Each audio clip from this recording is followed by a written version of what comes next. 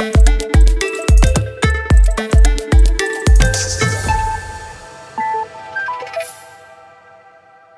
बच्चों, स्वागत है आपका एलएन की इस भव्य डिजिटल नगरी में। और हाजिर हम एक छोटी सी इमारत जैसे सब टॉपिक को लेके। बहुत ही इजी सब टॉपिक है डिटरमिनेंट का, जिसका नाम है मल्टीप्लिकेशन ऑफ टू डिटरमिनेंट्स। ठीक है, तो किस तरीके से किया जाता है वो सारी हम प्रोसेस बाय प्रोसेस देखने वाले हैं। उससे रिलेटेड हम क्वेश्चंस भी करेंगे और आप ये भी देखेंगे कि पीवाईक्यू में क्वेश्चन पूछे गए हैं इस छोटे से सब टॉपिक को लेके। ठीक है, तो तैयार हो जाइए, सज हो जाइए। सो स्टार्ट करते हैं। सबसे पहले ऑर्डर 2 मतलब 2/2 का डिटरमिनेंट हम ले रहे हैं, उसका मल्टीप्लिकेशन किस तरीके से किया जाता है वो एक बार प्रोसेस देख लेते हैं। तो हम देख सकते हैं कि सर एक डिटरमिनेंट जिसके एलिमेंट को जिस तरह से है फर्स्ट रो में a1 b1 a2 b2 multiply by l1 m1 l2 m2। अब किस तरीके से मल्टीप्लाई करने का प्रोसेस है तो ध्यान रखिए एक बार, रो बाय कॉलम। इसका मतलब है कि फर्स्ट डिटरमिनेंट का हम रो लेंगे और सेकंड डिटरमिनेंट में एक एक करके कॉलम लेंगे। तो सबसे पहले नंबर है इधर से फर्स्ट रो का और इधर से फर्स्ट कॉलम का। तो किस तरीके से मल्टीप्लिकेशन होगा ये देखिए एक बार कि a1 जो है वो l1 से मल्टीप्लाई हुआ और b1 जो है वो l2 से मल्टीप्लाई हुआ और दोनों के मध्य प्लस का साइन करना है अपन। अब इधर से हम देख सकते हैं कि फर्स्ट कॉलम का काम समाप्त हो चुका है। अब क्या करेंगे, सेकंड डिटरमिनेंट से सेकंड कॉलम को लिया जाएगा कुछ इस अंदाज में। और देन अगेन वही प्रोसेस आपको कंटिन्यू करना है कि a1 जो है वो m1 से मल्टीप्लाई होगा और b1 जो है वो m2 से मल्टीप्लाई होगा, राइट। देन अब फर्स्ट रो का काम समाप्त होता है, इधर से सेकंड रो और उधर से वापस फर्स्ट कॉलम। और ये देख सकते हैं अपन a2 multiply by l1 b2 multiply by m2। ठीक है, और यहां पे a2 मल्टीप्लाई बाय a1 और b2 मल्टीप्लाई बाय m2। तो इस तरीके से 2/2 का हम मल्टीप्लिकेशन कर पाएंगे। बहुत इजी प्रोसेस है कि एक बार रो को ले, इधर फर्स्ट कॉलम को ले, इधर से first row then second column, then first row का काम यहां पे समाप्त होता है, then second row first column, second row second column. तो इस अंदाज में अपन ऑर्डर 2 का मल्टीप्लिकेशन कर पाएंगे। राइट, बहुत इजी है। एक बार इससे रिलेटेड क्वेश्चन भी देख लें ताकि एकदम से बहुत अच्छी तरीके से आपको कंसेप्ट क्लियर हो जाए। तो यहां पे हम देख सकते हैं कि सर ये है 1 2 -1 3, इसका मल्टीप्लिकेशन आपको करना है 3 0 -1 एंड 4। ठीक है, तो प्रोसेस वही अपनानी है जो आपको बताई गई है कि जो 1 है वो 3 से मल्टीप्लाई होगा प्लस 2 जो है वो -1 से मल्टीप्लाई होगा। तो फर्स्ट एंट्री हमारी कंप्लीट हो चुकी है। देन इधर से फर्स्ट रो उधर से सेकंड कॉलम, तो ये आएगा 1 multiply bye 0 plus 2 multiply by 4, right. इधर से फर्स्ट रो का काम कंप्लीट हो चुका है। अब सेकंड रो पे आते हैं। -1 जो है वो 3 से मल्टीप्लाई होगा प्लस 3 जो है वो -1 से मल्टीप्लाई होगा। देन सेकंड कॉलम का नंबर है अब -1 जो है वो 0 से मल्टीप्लाई होगा प्लस 3 मल्टीप्लाई बाय 4। तो ये आपका डिटरमिनेंट का मल्टीप्लिकेशन किया गया है और इसको सॉल्व करके लिखेंगे तो जो आएगा वो 3 - 2 ये तो 1 हो जाएगा, ये हो जाएगा 8 -3 -3 -6 हो जाता है, -1 मल्टीप्लाई बाय 0 0 ये 12। तो आप देख पा रहे हैं सर एक डिटरमिनेंट आया 2/2 का और डिटरमिनेंट की वैल्यू हम निकाल सकते हैं कि सर इसको इससे मल्टीप्लाई करते हैं 1 multiply by 12 -6 multiply by 8। So this is equal to 60। ये हमारा क्या आ जाता है, आंसर आ जाता है। तो बहुत इजी प्रोसेस है कि 2/2 का डिटरमिनेंट को किस तरीके से मल्टीप्लाई करता है। सिमिलर प्रोसेस हम 3/3 में भी करने वाले हैं। ठीक है, एक बार उसकी प्रोसेस को देखेंगे, देन उससे रिलेटेड हम क्वेश्चन भी देखेंगे कि प्रीवियस ईयर में क्या पूछे गए हैं, राइट। तो आगे बढ़ते हैं। ये देखिए ध्यान से, multiplication of 2 determinants of order 3, right. ये देखो 3/3 का एक डिटरमिनेंट दे रखा है आपको, a1 b1 c1 a2 b2 c2 a3 b3 c3, right. Multiply by l1 m1 n1 l2 m2 n2 and l3 m3 n3। तो इसको आपको मल्टीप्लाई करना है। तो 1/बाय प्रोसेस वही होने वाली है कि sir row by column multiplication आपको करना है। तो ये देखो इधर से फर्स्ट रो लिए, इधर से कॉलम फर्स्ट, कॉलम फर्स्ट का काम खत्म होगा तो मैं कॉलम 2 में शिफ्ट होऊंगा, देन कॉलम 3। तो ये फर्स्ट वाला जो रो होगा वो काम कंप्लीट कर लेगा अपना। फर्स्ट रो के बाद फिर सेकंड रो का नंबर, फिर धीरे धीरे थर्ड का आ जाएगा कुछ इस अंदाज में कि सर a1 l1 से मल्टीप्लाई होगा, देन b1 l2 से मल्टीप्लाई होगा, देन कि सर c1 L3 से मल्टीप्लाई होगा। तो ये फर्स्ट एंट्री हमारी कंप्लीट हो चुकी है इस मल्टीप्लीकेशन की, राइट। ठीक है, अब देखिए कि सर फर्स्ट कॉलम का काम समाप्त होता है, तो आगे बढ़िए सेकेंड कॉलम में। अब A1 M1 से मल्टीप्लाई होगा, देन B1 M2 से B1 M2 से मल्टीप्लाई होगा, देन C1 M3 से मल्टीप्लाई होगा। ठीक है, तो इसका काम समाप्त हुआ। अब आगे वाला कॉलम ले लेंगे सर कि A1 जो है वो N1 से मल्टीप्लीकेशन, B1 जो है वो N2 से मल्टीप्लीकेशन, C1 जो है वो N3 से मल्टीप्लीकेशन हो जाएगा। तो मल्टीप्लीकेशन के साथ जो डिटरमिनेंट आने वाला है उसकी फर्स्ट रो हमने कंप्लीट कर दी है। ठीक है, तो फर्स्ट रो का काम यहां पे समाप्त होता है। अब यहां से सेकंड रो को लिया जाएगा, अगेन कॉलम 1, कॉलम 2, कॉलम 3, इसी तरह से सारी एंट्री को हम 1 बाय 1 बहुत ही इजी प्रोसेस से इस तरीके से लिख लेंगे। अब थर्ड रो, ठीक है, तो इस तरीके से 1 बाय 1 चीजों को करते जाएं और इसके मल्टीप्लीकेशन के आउटपुट को लिखते जाएं। तो ये प्रोसेस रहने वाली है, बहुत इजी है, कोई भी हार्ड नहीं है। एग्जाम में किस तरीके से क्वेश्चन पूछा जाता है कि पहले ही आपको मल्टीप्लाई करके एक डिटरमिनेंट दे दिया जाएगा। ठीक है, अब हो सकता है वो दिखने में थोड़ा सा हार्ड हो, उसका सॉल्व किस तरह से करें समझ नहीं आ रहा तो अगर वो स्प्लिट आप कर दोगे तो इजीली सॉल्व कर पाओगे। तो वो हम सारी चीजें यहाँ पे देखने वाले हैं। ठीक है, आई होप पर सबको ये चीज बहुत अच्छी तरीके से क्लियर हो चुकी होगी। ठीक है, इससे रिलेटेड हम क्वेश्चन देख लेते हैं कि सर ये देखो, क्वेश्चन को एक बार ध्यान से पढ़ें।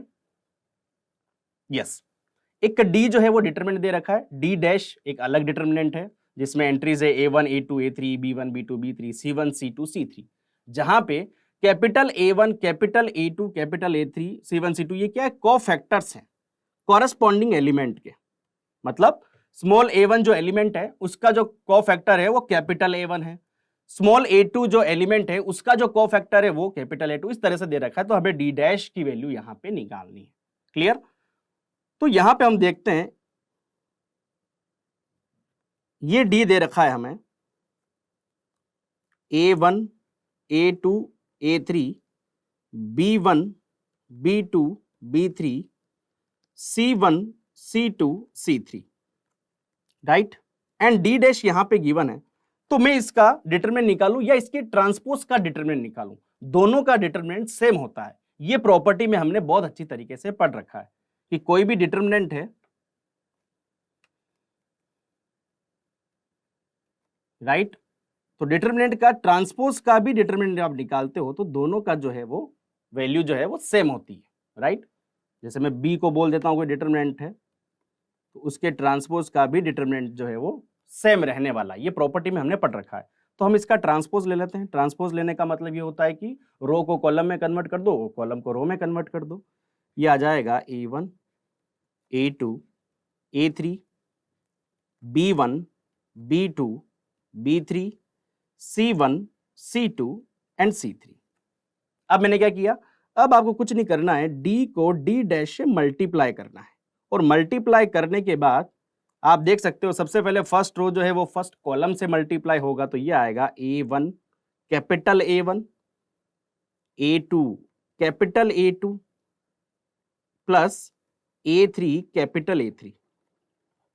ठीक है, अब फर्स्ट रो का सेकंड कॉलम से मल्टीप्लीकेशन होगा। तो आप देख सकते हैं कि A1 जो है वो B1 से मल्टीप्लाई होगा, A2 जो है वो B2 से मल्टीप्लाई होगा, A3 जो है वो B3 से मल्टीप्लाई होगा। और हमने एक बहुत अच्छी तरह से प्रॉपर्टी में पढ़ रखा है कि कोई भी एलिमेंट हो किसी और कोफैक्टर से आप मल्टीप्लिकेशन करते हो तो आंसर 0 आता है।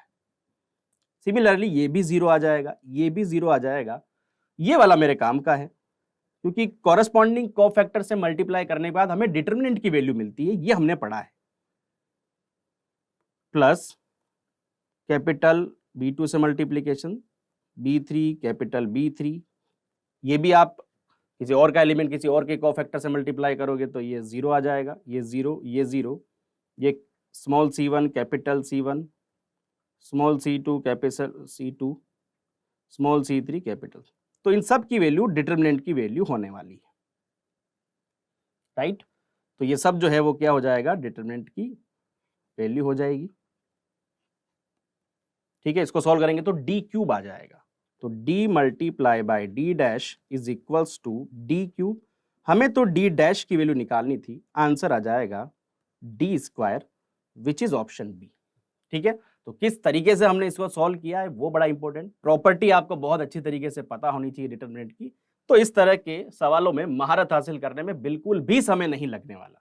ठीक है, सो आंसर इसका आ जाएगा ऑप्शन बी। क्लियर? अगले सवाल की ओर बढ़ते हैं।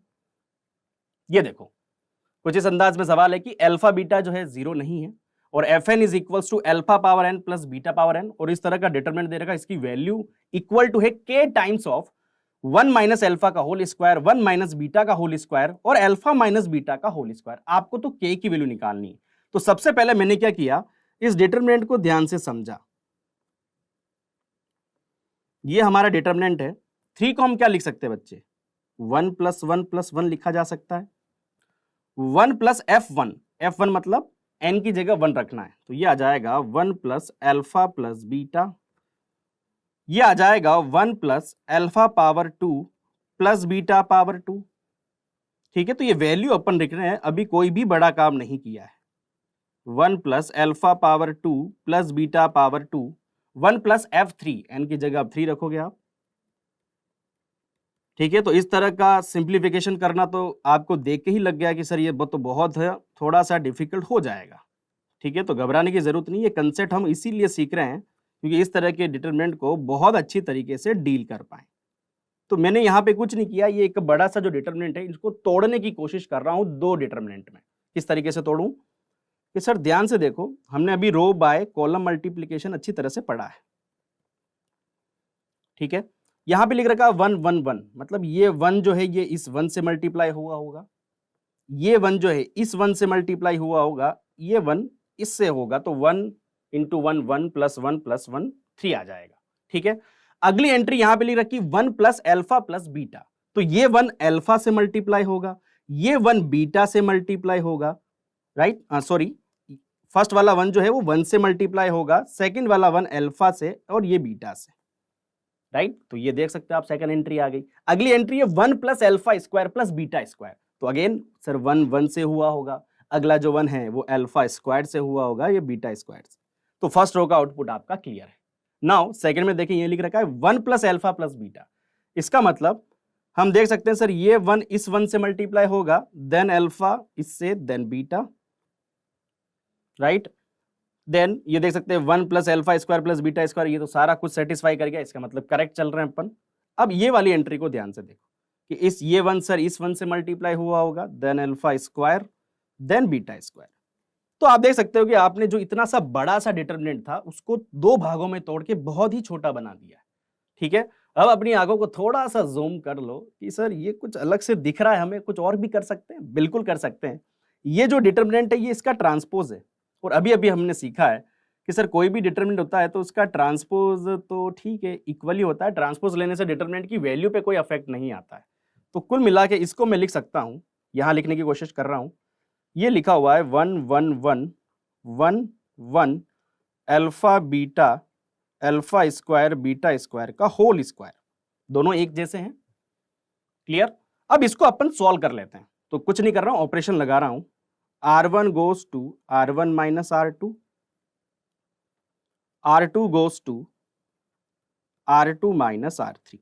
ऐसा करने पर हमारा जो डिटरमिनेंट आता है वो आया 0, 1 माइनस अल्फा, ये आ जाएगा 1 माइनस बीटा, ये भी 0 हो जाएगा, अल्फा माइनस अल्फा का whole square, beta minus beta का whole square, 1 alpha square beta square, और इसका होल स्क्वायर चल रहा है।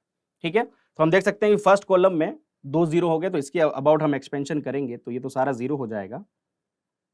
ये आएगा 1 माइनस अल्फा, बीटा कॉमन ले सकते हैं अपन, 1 माइनस बीटा हो जाना है, minus 1 minus beta, alpha common ले लें, 1 माइनस अल्फा इसका होल स्क्वायर, और पूरे में कॉमन आ रहा है 1 minus alpha and 1 minus beta, और ऊपर से लगा हुआ है स्क्वायर, तो 1 माइनस अल्फा का होल स्क्वायर, 1 माइनस बीटा का whole square and beta minus alpha का होल स्क्वायर। ठीक है, अब बीटा माइनस अल्फा का होल स्क्वायर करो या फिर अल्फा माइनस बीटा का होल स्क्वायर करो, बात तो एक ही है। तो इसको हम ये भी लिख पाएंगे 1 माइनस अल्फा का होल स्क्वायर, 1 माइनस बीटा का होल स्क्वायर और अल्फा माइनस बीटा का होल स्क्वायर। तो ये इसका आया है आउटपुट। कंपेयर किया तो ऑटोमेटिकली बात पता चल गई कि सर कंपेयर करने पर के की जो वैल्यू है वो आ जाती है यहाँ पे 1। तो 1 इस क्वेश्चन का आपका आंसर आ जाएगा। ठीक है, तो बहुत इजी तरीके से हमने इस चीजों को देखा है।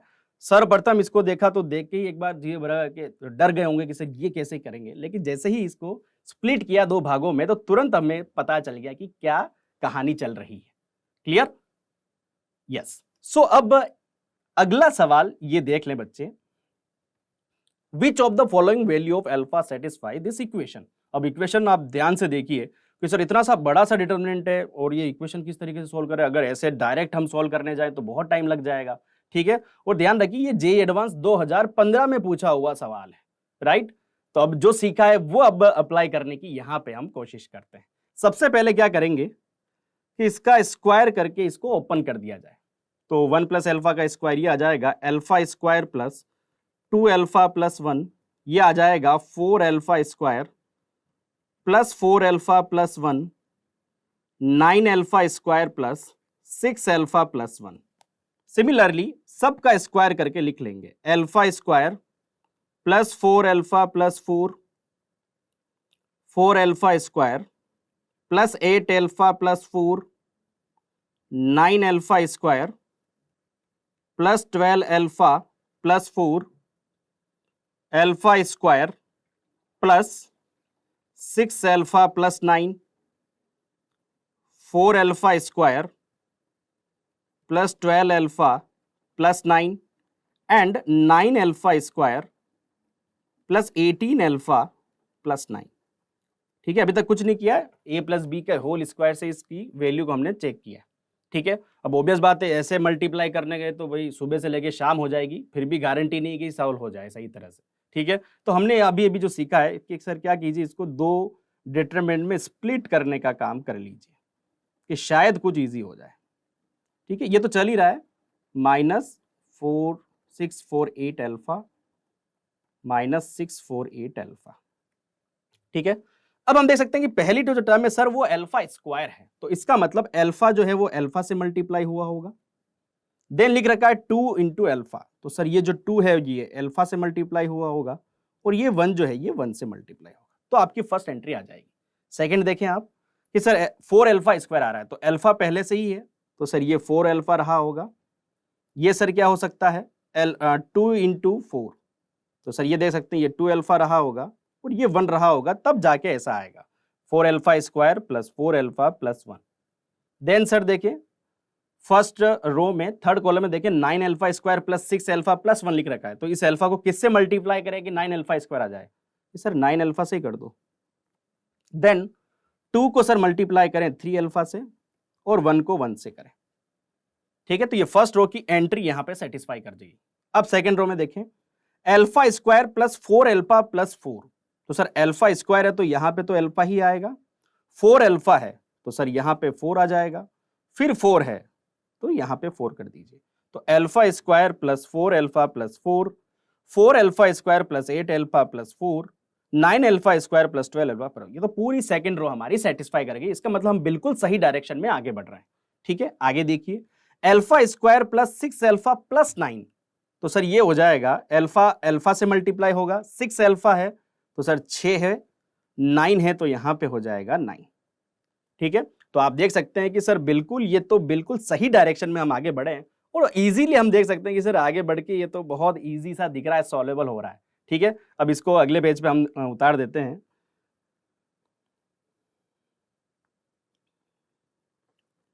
Alpha alpha alpha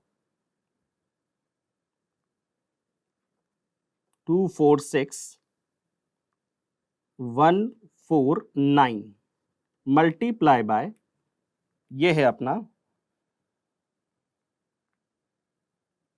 alpha 4 alpha 9 alpha, alpha 4 alpha 9 alpha, alpha 2 alpha 3 alpha 111 is equals to -648 alpha. ठीक है, ये एक बार चेक कर लें, alpha 4 alpha 9 alpha, alpha 2 alpha 3 alpha 111। ठीक है, तो ये हमारा डिटरमिनेंट। ठीक है, अब इसको सोल्व कर लेते हैं। तो हम यहां पे देख पा रहे हैं कि सर सबसे पहले इसमें जो कॉमन आ रहा है वो अल्फा कॉमन आ रहा है, तो अल्फा बाहर निकाल दीजिए। इसमें फर्स्ट वाले रो में अल्फा कॉमन आ रहा है तो एक अल्फा और बाहर निकाल दीजिए सर। इस वाले में एक और अल्फा कॉमन आ रहा है तो अल्फा, अब बच क्या रहा है वो देखो, 1 1 1, ये हो जाएगा 4 6 9 multiply by 1 4 9 1 2 3 1 1 1 is equals to -648 alpha. ठीक है, अब क्या करते हैं, थोड़ा ये ऑपरेशन लगा दीजिए कि सर R1 को कर दीजिए R1 माइनस R2, R2 को कर दीजिए R2 माइनस R3, तो ये हो जाएगा अल्फा क्यूब तो चल ही रहा है, R1 को R1 माइनस R2 करना है तो ये हो जाएगा 0 -2 -3, ये हो जाएगा 0 -2 -5 169 मल्टीप्लाई बाय 1 माइनस 1 0, ये हो जाएगा 2, ये हो जाएगा 6, ये भी 0 1 2 1 1 1, it is equals to -648 alpha. अब आप देख सकते हैं कि सर ये अल्फा क्यूब है, इसके अबाउट हमने एक्सपेंशन किया तो ये आ जाएगा 10 - 6, ये आ जाएगा 4 - 6, this is equals to -648 alpha. तो यहां से आया 4, ये है -2, -8 alpha cube is equals to -648 alpha. Minus से माइनस कैंसिल, 8 से यहां पे कैंसिल हो जाएगा 81। अब जो इक्वेशन बनी है वो क्लियर है, alpha cube minus 81 alpha is equals to 0। Clear, तो अल्फा आपने बाहर निकाल लिया, alpha square minus 81 equal to 0। तो यहाँ पे 3 वैल्यू हमारे पास आ रही है, एक तो अल्फा 0 है और alpha square is equal to 81 करोगे तो यहाँ पे अल्फा की 2 वैल्यू आएगी, अल्फा इज इक्वल टू +-9। तो 3 वैल्यू हमें यहाँ पे मिली है। So we can see that कि ऐसा तो बी और सी में हमें दे रखा है, 0 दे नहीं रखी तो हमें ज्यादा टेंशन लेने की जरूरत नहीं थी, ये पूछा हुआ था 2015 में, तो बी और सी इसका क्या था बच्चे, आंसर था। ठीक है, आई होप ये कंसेप्ट बहुत अच्छी तरीके से आपको समझ में आ चुका होगा। अब एक छोटा सा सब जो है कंसेप्ट था, ठीक है।